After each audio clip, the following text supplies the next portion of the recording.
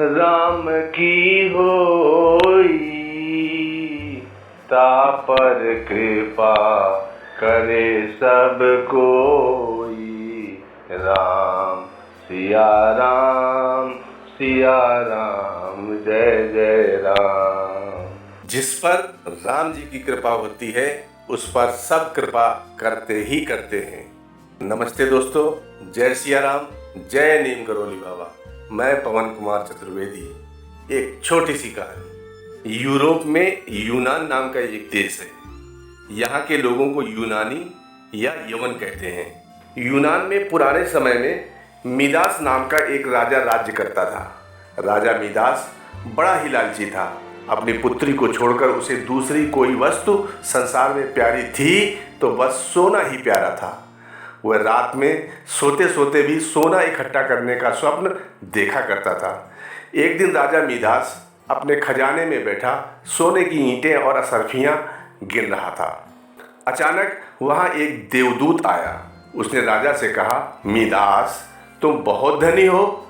Midas ने मुंह लटकाकर उत्तर दिया, मैं धनी कहाँ हूँ, मेरे पास तो यह बहुत थोड़ा सोना है।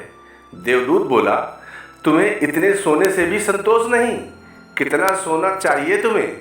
राजा ने कहा, मैं तो चाहता हूँ कि मैं जिस वस्तु को हाथ से स्पर्श करूँ वही सोने की हो जाए।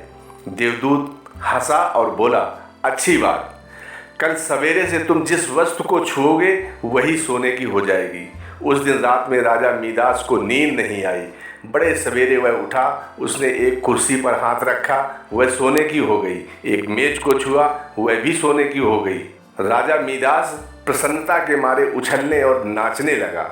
वह पागलों की भांति दौड़ता हुआ अपने बगीचे में गया और पेड़ों को छूने लगा।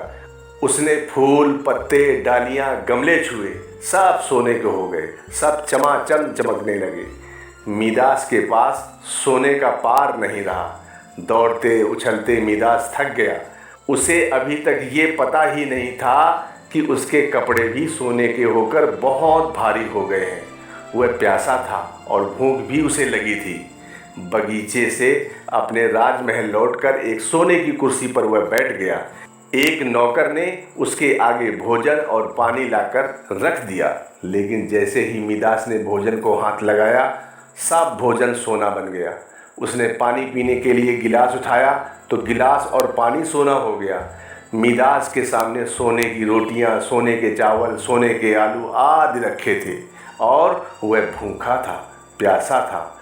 सोना चबाकर उसकी भूख नहीं मिट सकती थी। मिदास रो पड़ा। उसी समय उसकी पुत्री खेलते हुए वहां आई।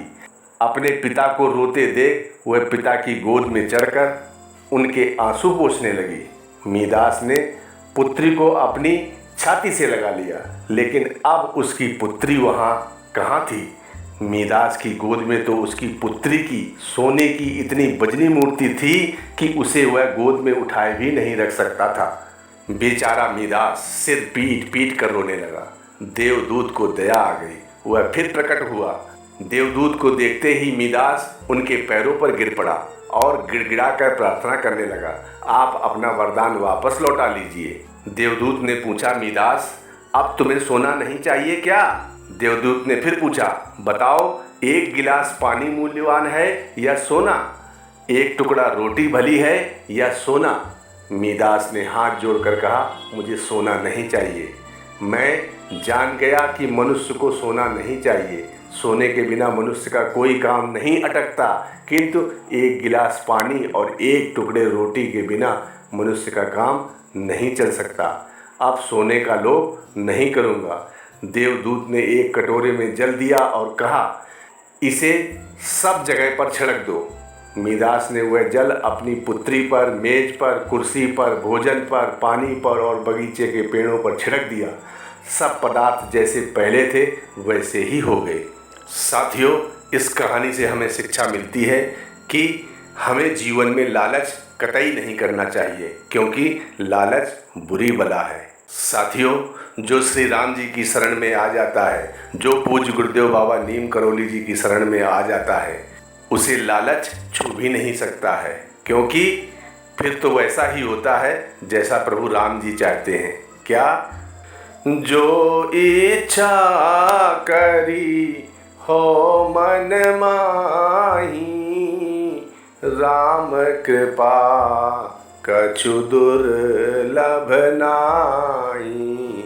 राम सिया राम जय जय राम। साथियों, आज की कहानी कैसी लगी कमेंट करके अवश्य बताएं। नमस्ते साथियों, जय सिया राम, जय नीम करोली बाबा।